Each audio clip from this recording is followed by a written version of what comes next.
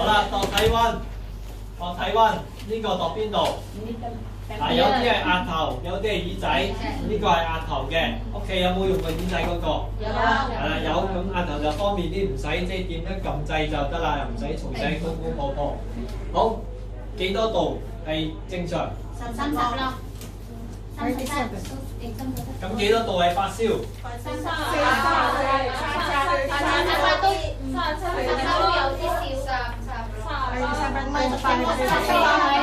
好嗱，唔緊要，而家話俾你知。嗱，正常咧，有啲醫院個範圍係37.3，有啲係37.5。如果高過呢個就叫做乜嘢？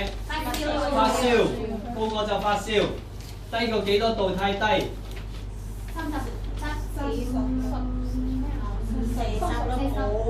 正常一般嘅可能係36.5到37.5，咁若果低過36嘅，有時都太低啦。幾時會太低？冬天驚公公婆婆太凍，要睇翻究竟係咪唔舒服，係着多啲衫定係去醫院去睇醫生？太高點算？發燒，除衫跟住發燒點算？係飲水、抹身，仲有冇？如果醫生有開藥嘅，食退燒藥。